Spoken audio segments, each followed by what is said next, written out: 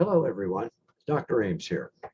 What I'd like to talk to you about this time is the regulatory and ethical environment of promotional work. So let's get right into it here. It's really an argument when we get into this discussion about critics of marketing and uh, what they see as the downside and the negative influence of it, and those who say marketing is here for other purposes. So that's mainly what I'm going to talk about today. Promotion certainly does inform us in so many ways. Without promotions, we wouldn't know about the benefits and so forth of different products and the usefulness. We wouldn't know that they exist and that we might have a need or a want that could be solved by some product or service. If there was no marketing, we wouldn't know about these things unless we happen to encounter another person who actually had enjoyed the product or service themselves. So marketing really, from the marketer's point of view, is a form of education for the public. And a marketing from that point of view also, that perspective says, well, it reduces time. It saves everybody a lot of effort if we let you know what's going on out here, at least in marketing land. And so as well, though, marketing is not always about selling products and services. It's also about pushing ideas.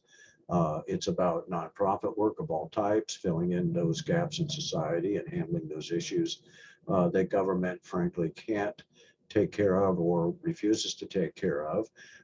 But advertising does touch on many times on many important social issues, and therefore most marketing you're going to find anywhere in the world is deeply rooted in culture.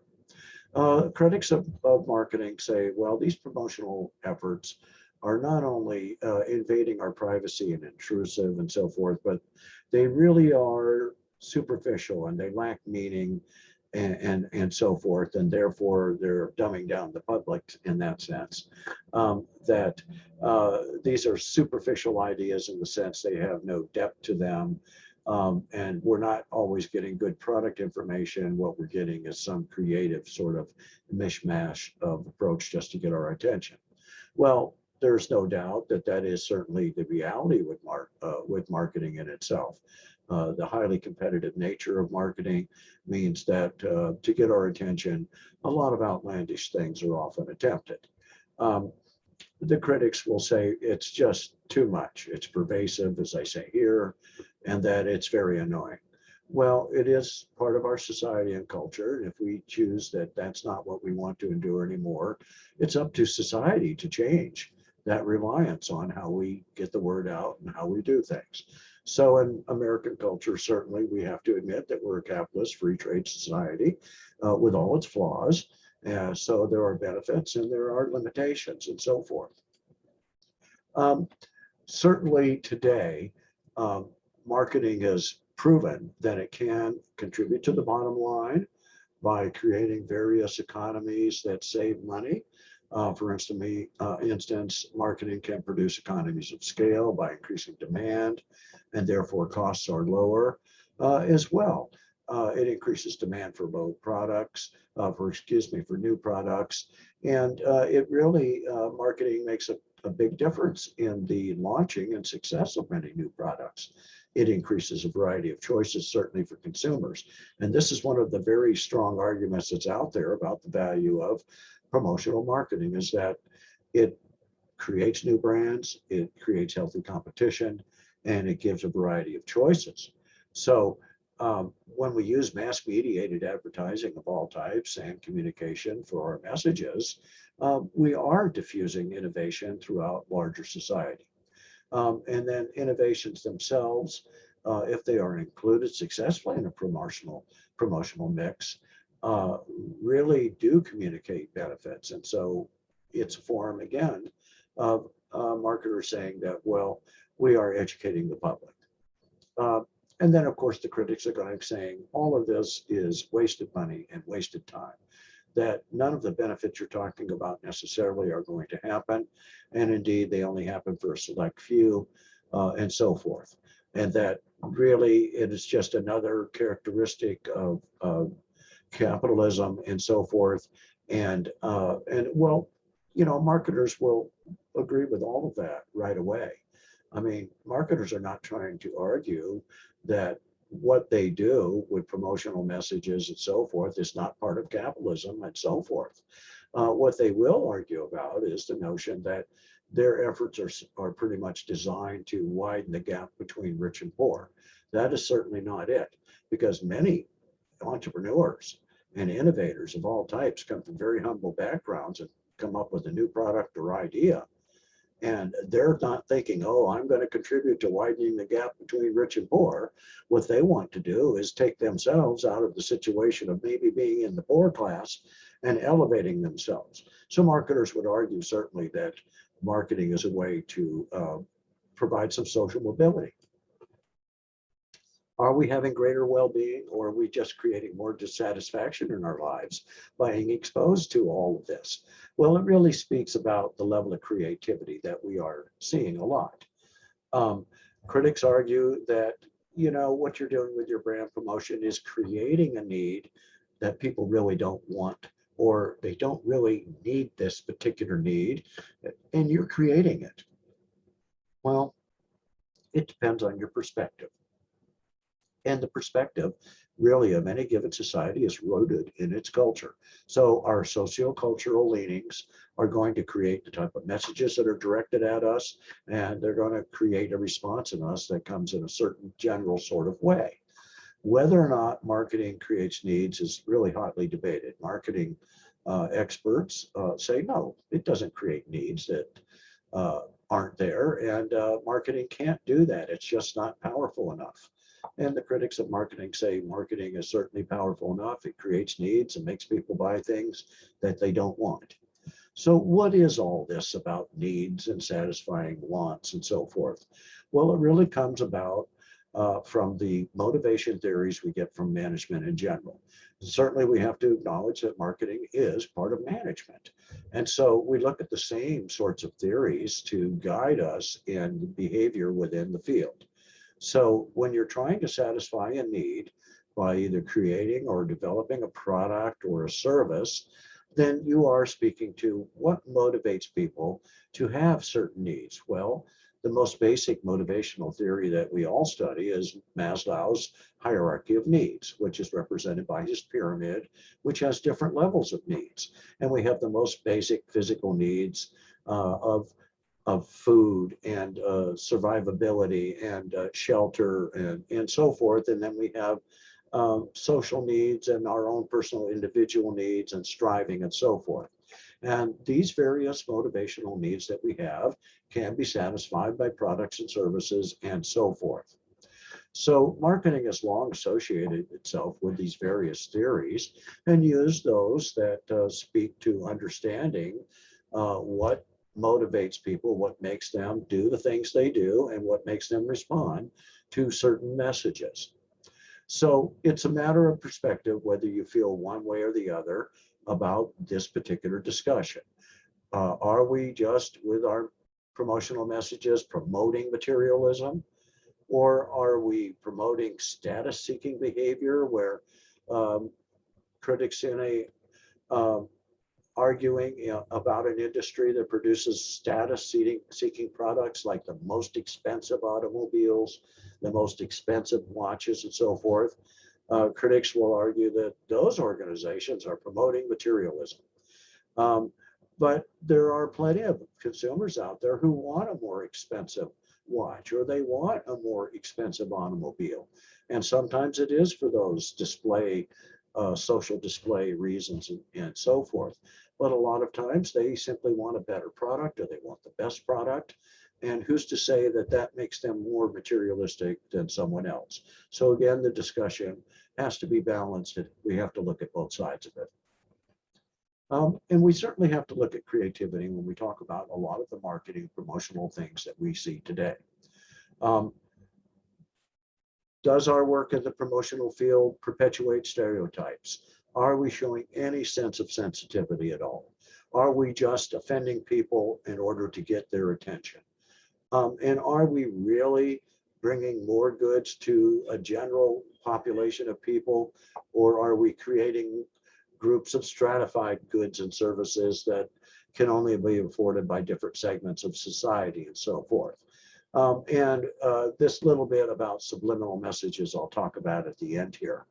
So these first things I've mentioned, these are all things that the critics of promotional marketing and critics really of capitalism and free trade in general are arguing, that they are perpetuating stereotypes by their insistence, and I'm talking about marketers here, on targeting a very narrow group of consumers, our target segment. And what is a target segment? It's a group of consumers who have very similar needs and wants that we've identified that we can satisfy. So there is some homogeneity in that little sliver of all the people who are out there in the consumer world, or whatever audience group we're trying to reach. And the critics of marketing are saying, well, you're perpetuating stereotypes. And I would say, yes, sometimes, most of the time not. And whenever it happens in any large extent, there is certainly a lot of social blowback. And we see that today. And I'll show you an example of that in just a moment. And so, and what types of stereotypes am I talking about? Well, the stereotypes about the elderly, about ethnic groups of all types, about gender and gay people, about religion, and so forth. And then, so it remains to be seen. It's an argument that can be argued from both sides, I think. Are we being sensitive or not sensitive? It is a very complicated argument. So let me switch screens here for a moment, if you'll bear with me, and I will show you a modern example that happened very recently about how we might cross the line with this creativity and might really cross over and offend people, and then what the response from sociocultural sources would be.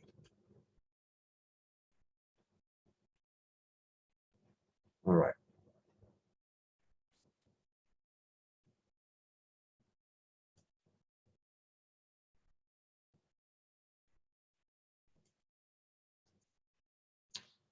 Okay, now what you can see here is a Snickers commercial. Now, as you may know, Snickers is an international company, and they are smart enough to know that they don't have a standardized product that they can market with the same message in every country. So therefore, they respond to culture, and they put messages in the home language of countries and so forth. But there are things going on around the world that are fairly universal. So let me just scroll through this and talk about this a little bit. This Snickers ad was actually for their Snickers ice cream bar. This was in Spain. They ran a commercial, a 20-second spot, where you may be familiar if you've watched any kind of mass mediated communication, especially TV, that they have this ad is, you're not yourself sometimes, and then you eat a Snickers and it all of a sudden you're you again. And then they always have this sort of humorous, depending on your perspective, comparison of the person who's not quite themselves, acting strangely, and then they eat a bite of Snickers and instantly they're restored to a normal, reasonable human being. So what we've got here in this one was an ad really that sparked an outrage for attacking what they said was effeminate people. In other words, one sliver of the gay man's community. So here we have a man, an effeminate man, pink shirt, feminine sort of watch, pink glasses, forehead, slender build, all of that. Before picture, after picture, 20-second clip. The ad ran only a short time in Spain. In fact, I think a few hours before the outcry really. So it starts out as the communication puts it, long-haired, skinny, effeminate man who's a well-known Spanish blogger, evidently, and male personality in Spain. He's at a beachside restaurant with his friend, and he orders a sexy orange juice with vitamins A, B, and C from the waiter. The waiter and the person exchange confused looks. The waiter serves him a Snickers ice cream bar. He magically transforms into the other one, more masculine looking man, markedly deeper voice. Okay, now I've set it all up for you. better the bearded man replies. Let's play this commercial.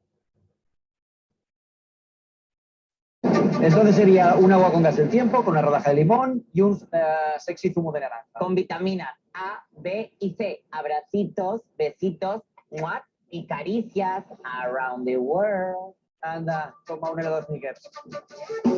Mejor. Entonces sería un agua con gas del tiempo, con una rodaja de limón. Okay. At first, it does seem a little harmless, doesn't it? Now let's see what critics immediately said about it. The entire commercial absolutely reeks of femophobia, and rightfully so. Receiving backlash from queer people and organizations all over Spain. And so the commenter goes on to say, regrettable, the commercial, that companies continue to perpetuate stereotypes and promote homophobia. So that's exactly what I've been getting to in our discussion. And what we found shortly after the controversy started making rounds on the internet, the official Spanish Snickers Instagram account posted an official statement. They apologized. It was pulled immediately from the air.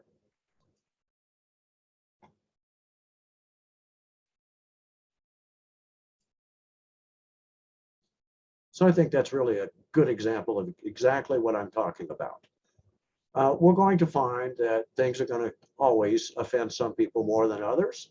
That's why marketers have to walk this fine ethical line between creativity and offensiveness and so forth.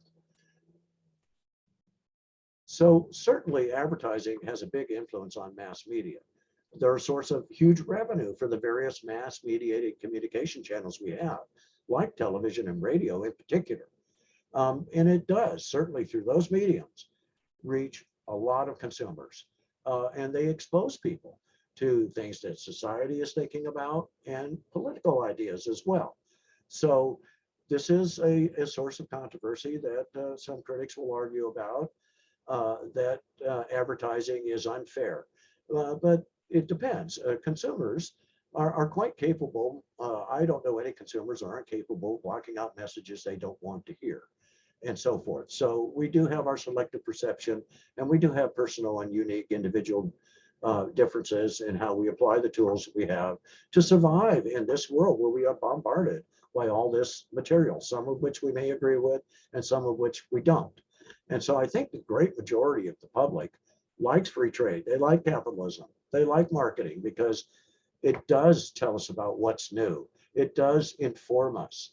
And it does provide all of this, and often it's entertaining.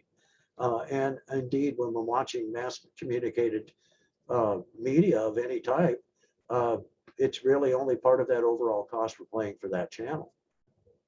So those are the various ethical issues that we're really talking about here. And ethics, of course, are those standards that we hold ourselves to, and they come directly out of each of our own cultures. So we have to be certain that we're following the cultural norms when we're doing our marketing promotions. Deception is something we just absolutely have to guard against. We don't want to say anything that's a lie.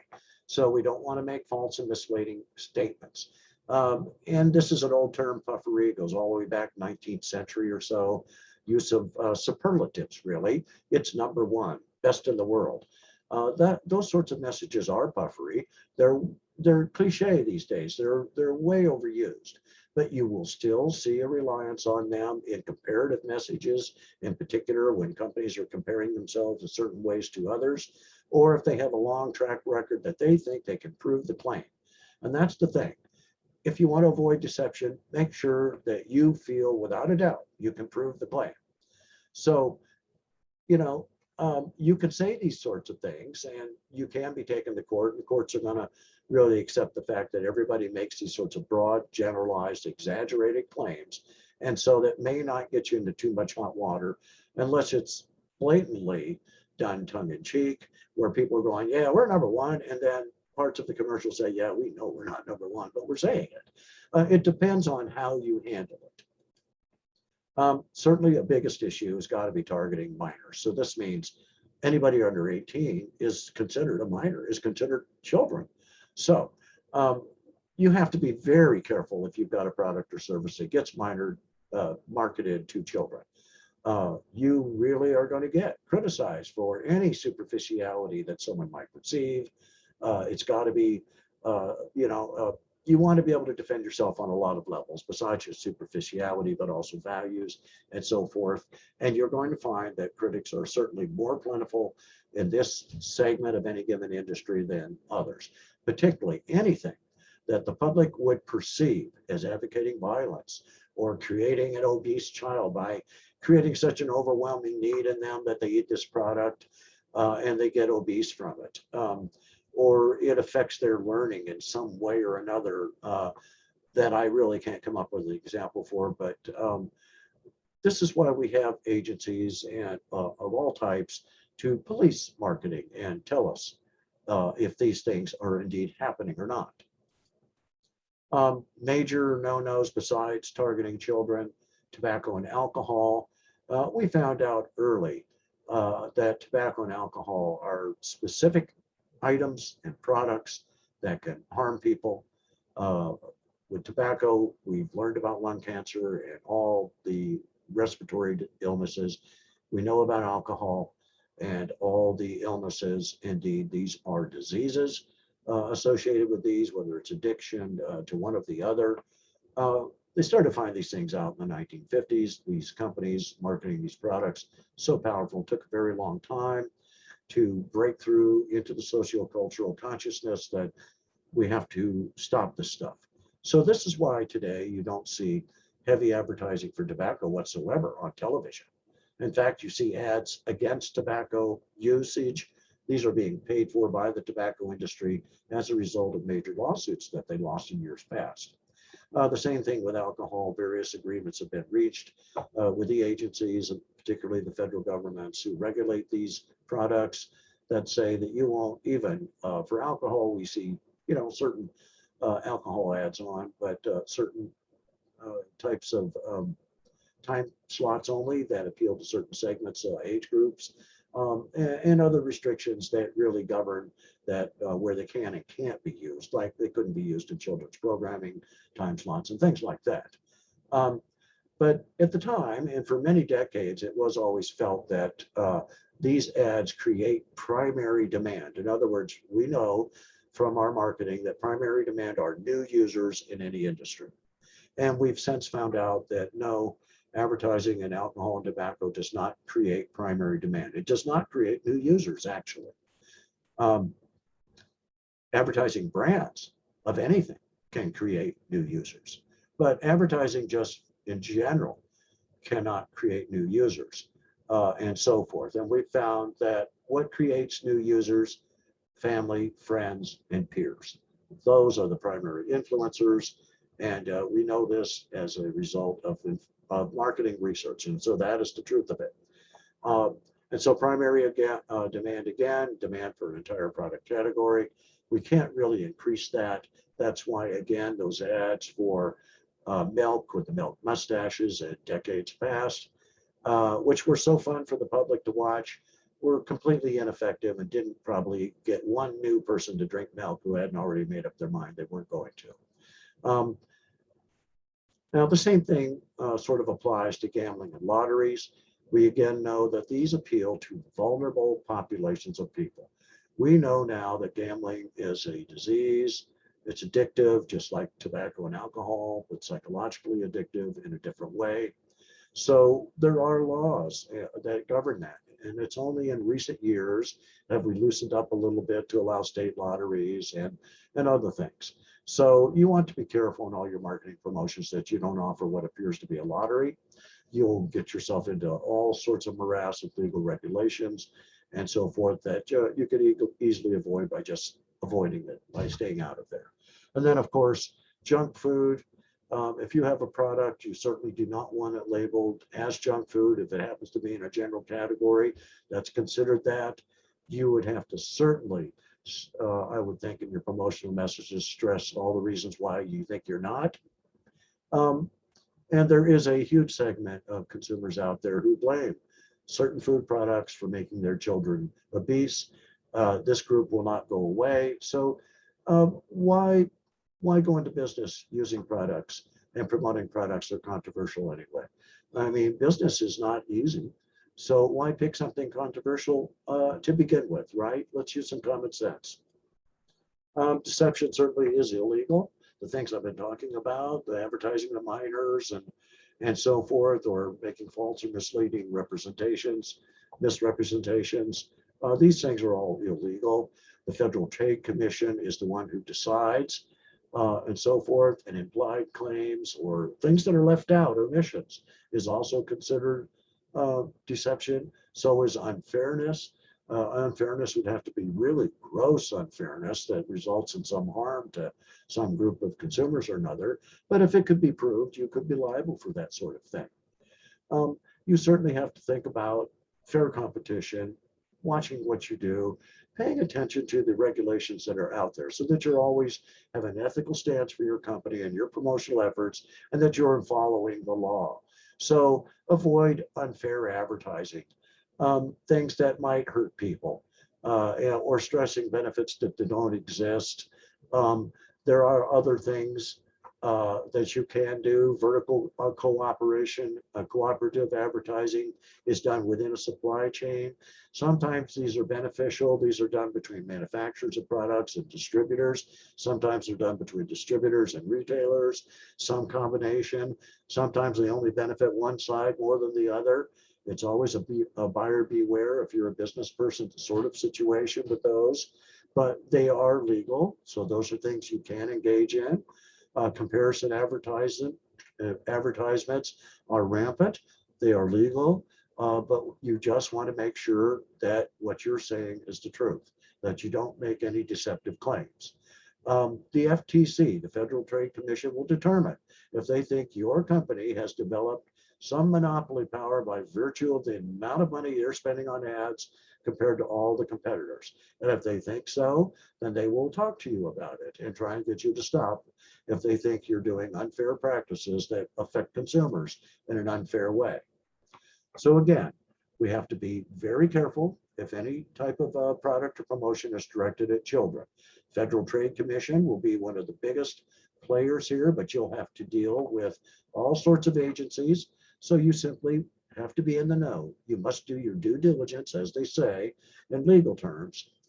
Council of Better Business Bureaus, they established a special review unit for children's ads.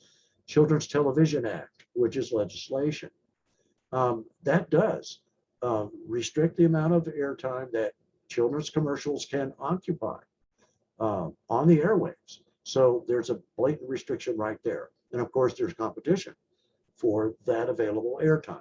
And then the COPPA Act, which is more widely known, the Children's Online Privacy Protection. This is really aimed at the younger minors out there, children under 13. And it has some very restrictive requirements and regulations and lines that you cannot cross. So it's not that we need to know the ins and outs of all of those sorts of things. What you need to know is if you're going to be a promotional marketer, then you need to know that in depth. And that is one of the things that you would do if you pursued a career in that stuff. So certainly you're going to be looking at regulations from these different agencies on the federal side, the FTC, the FCC, the FDA, and the SEC. And as you can see here, they each have a different sort of thing that they do, a different slice of jurisdiction and authority. And they all have a variety of measures that they can take and active measures that they can take to influence what's going on in the marketplace. The same happens here with these agencies. The US Postal Service has a lot of authority in what goes through the mail. Therefore, it has a lot to say with one of the big advertising tools, direct mail advertising. And it has a lot to say with how you can conduct a lottery in places where it is legal. It has a lot to say about deceptive advertisement that travels through the mail. And so much advertising does. And so deceptive claims that travel through the mail could be prosecuted by the US Postal Service Division, and they have a unit that will do that, and they have the authority to do that. They can impose fines and so forth. So this is how they control obscene material that travels through their jurisdiction. The Bureau of ATF, really, alcohol, tobacco, and firearms, they have control over anything to do with that, any misleading advertisement and so forth.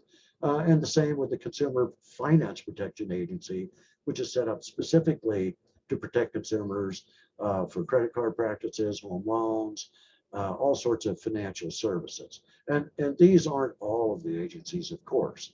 Now, some of the things that you will find out there, there are various programs and things that you're required to do and so forth. You can see them here. Advertising substantiation program means that if you're going to advertise, if an advertiser if a person receives your advertisement and inquires, I don't believe you, you have to show them some proof. So you have to maintain evidence on hand. That's what the substantiation program for advertisers means. That's probably, I think, controlled by the FTC.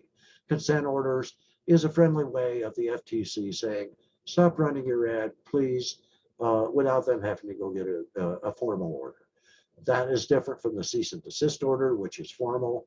I think they might have to go to a judge for a cease and desist order. It's generally a matter of bureaucratic paperwork, filings, and so forth. And that would mean cease and desist running a certain type of ad until we run a hearing. That would be a lot different than a verbal agreement. Hold off for a bit until we talk about this. Affirmative disclosure means that you make sure that you don't do anything, you don't omit anything that is very important to understanding the truth of what you're saying. If you are told by the FTC at some point that they want you to fix something, they felt that you didn't have affirmative disclosure here because you left something out that was critical for consumers, you might be required to run some corrective advertising. That would dispel some false beliefs and so forth. They would consider if some of this was affirmed by an agency, this would be the remedy, and you would be required to run this to correct what they would see as deceptive advertising. So certainly all things that we want to be aware of so you don't fall into this. Now with celebrity endorsements, there's a difference between celebrities and experts. Experts, if they're going to be deemed experts, have to really be able to present whatever credentials are necessary if there's someone who inquires and says, that person's not an expert. If you're going to use them and you're the marketer, you've got to have validated their credentials in a way that most reasonable people are going to accept as an expert. And then, of course, the agency that has called you to the carpet is going to be the final determiner of what is an expert or not in any given case. So otherwise, celebrity endorsements are fine. They're not claiming necessarily. People know, consumers assume that celebrities may or may not really be using the products or services that they're using. Now, if they say they're using them, then they're expected that they are. In what capacity of usage? I don't know, and that would be hard to pin down. But generally, celebrities are not going to go up there and lie about it. I think we may have had more problems with that in the past than we do today, because I think consumers are much more savvy in the last couple of decades. They're used to promotional advertising, particularly in mass mediated communication. Now, the industry itself does a certain amount of self-regulation. In fact, all industries do, because no industry wants the federal or state government stepping in and making a bunch of laws and regulations to say, this is how you govern what you do. So we have a variety of voluntary organizations that set standards. And so these include advertising associations. You can see a whole bunch here, special industry groups of all types, media associations, and trade associations. And you can really see they run the gamut. Pharmaceutical Manufacturers Association, guidelines, and so forth, that members, all the big pharmaceutical companies, would adhere to their regulations, and they would want to put their seal of approval on their promotions, even if they don't mention it, all the way up to the American Advertising Federation and everything in between. So there is a real attempt by the industry in marketing in general to regulate itself and to stay out of trouble and to avoid, legislative remedies. Now, consumers do exert pressure from the socio-political sphere. The socio-cultural sphere is where our attitudes and beliefs come out of, those collective things that we hold as a society. And so oftentimes, many consumers will have a certain viewpoint that jives with each other, and they join action groups. They feel the same way. For instance, that's how we got MAD, Mothers Against Drunk Drivers. A lot of moms banded together over time who were victims of their children being killed by drunk drivers. And over time, joined a nonprofit organization, became a political activation cause, and they, as a form of consumerism, forced changes. And some of those changes result in the ATF that we have today, the alcohol and tobacco regulation. Similar things have happened. And there are all kinds of these consumer organizations. Consumer Federation, that's a group of many, many hundreds of national, state, local groups all over the country. And they set standards and talk and have conventions and so forth. Consumers Union, this is a group that we see their reports and hear them used by advertisers all the time as a testimonial. This is why we're so good. Consumer Reports says we're the best 2 years in a row. Well, that's a nonprofit organization called Consumers Union who puts that out. Commercial Alert, again, another nonprofit organization, and in particular is looking all the time to protect children and families from deceptive advertising, whatever form it may take. Now, privacy is a huge issue today. It is part of our ethical concern as marketers and so forth. And so one of the big things, and there's just a couple topics here just to mention, I mean, we could talk for days and days on privacy, of course, but cookies. Now, cookies are a little file that gets inserted onto your browser when you visit a website. And sometimes a message will pop up, we use cookies, accept or deny. Other times it just puts it there. They are basically marketing tracking devices. It records, depending on the complexity of the file itself, where you visited, when you visited, how long you were there, what you clicked on, how long you visited or stayed on each visit. Did you click on any external links? Did you sign up for anything? Did you enroll with a membership? Did you buy anything? What sorts of advertisements did you look at while you were there? So when this happens, we all know that we've talked about you are in a marketing database. And so your particular PC, URL, has been identified, its ID number. And all the URLs that you have visited are now companies that place ads with, like if you visit Google and run a search, everywhere you visit after that, Google doesn't sell your name that you are looking for certain types of things. And everywhere you visit looking for certain types of things or just looking for anything, you're going to see little ads start popping up, and you've seen this, that will follow you around. That is largely a result of cookies, not entirely, but any website that you go to in general, depending on the website, particularly Google will use your name. If you go to Amazon, have an account, they will sell your name. So will eBay. So will any grocery store that you go online and sign up for curbside delivery or whatever. Your name is out there. You'll be traded amongst lists. They are looking for you online. When you're online and you're on Facebook, they've got already an advertising arrangement with Facebook. Your particular PC ID pops up or however else they're identifying you, and boom, you start getting those ads. So this is really part of behavioral targeting.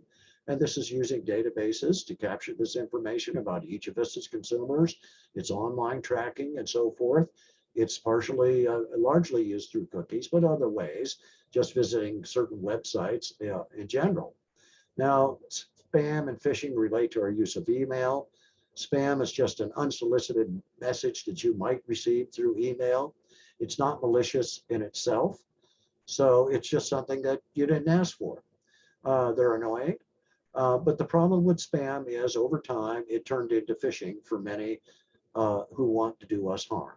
And so a spam message could contain some phishing in it. And this is anything you click on can do anything from installing ransomware to giving out your email address and everybody in your address book to, malicious intent, criminals of all types.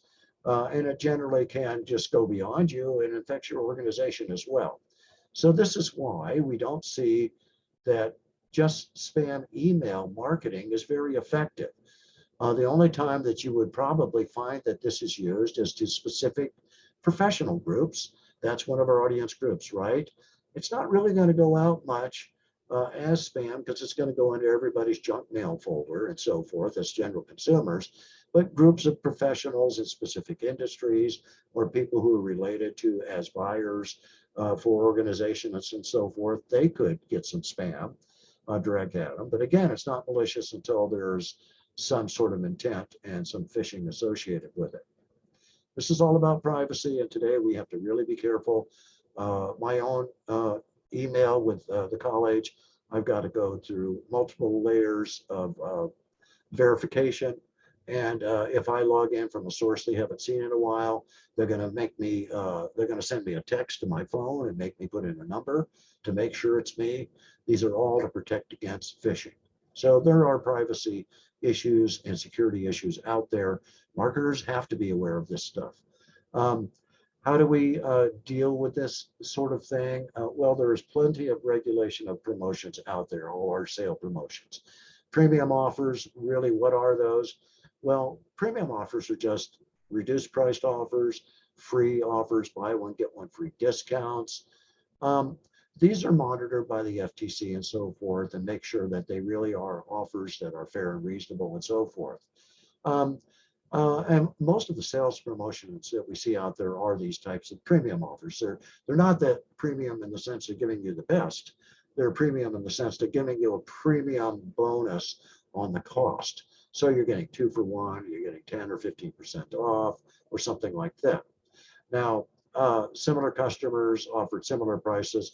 This is pretty much about consumer pricing. Pretty much everybody is allowed the same sort of trade allowance.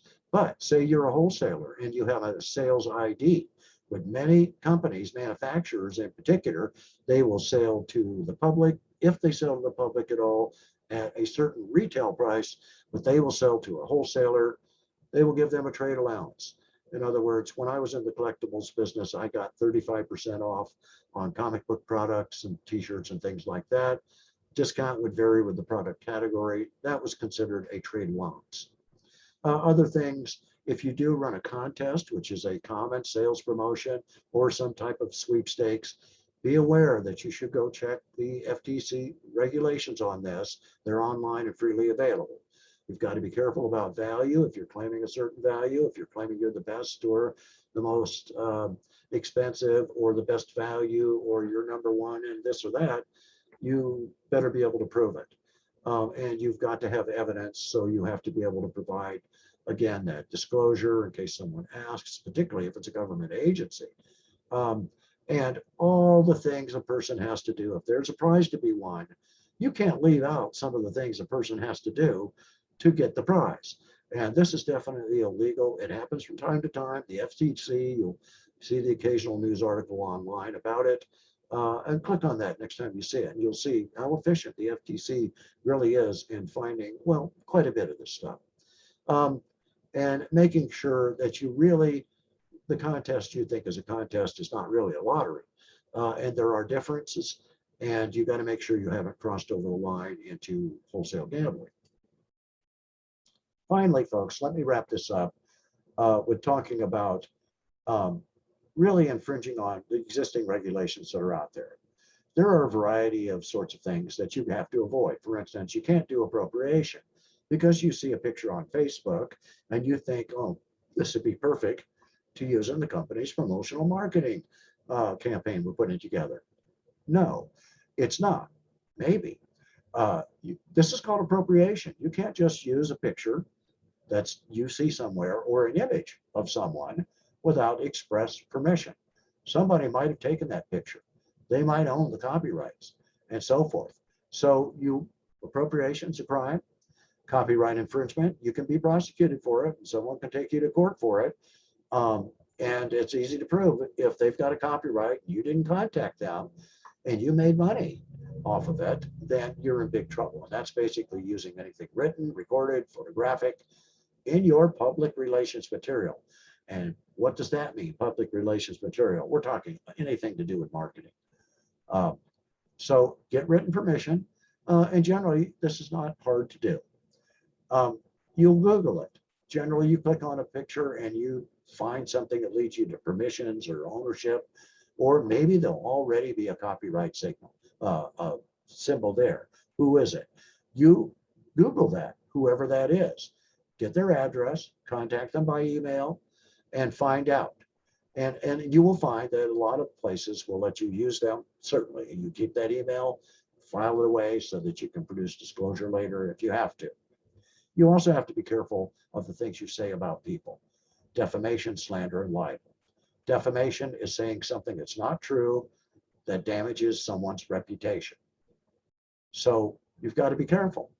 Talking heads on TV and pundits all the time are getting sued by others saying you defamed me in what you said about me on Friday night's presentation. If you do it verbally, oral communication, that's called oral defamation. So defamation is any untrue communication. Slander is doing it orally. Libel is if it's in print. So if you put out an ad and it libels someone, says something in that ad, in that print ad, that you can prove is not true, or if they say something in an article that you can prove without a shadow of a doubt is not true, they committed libel, and you can take them to court. Okay, folks, that's all I want to talk about this time. I'll talk to you again soon.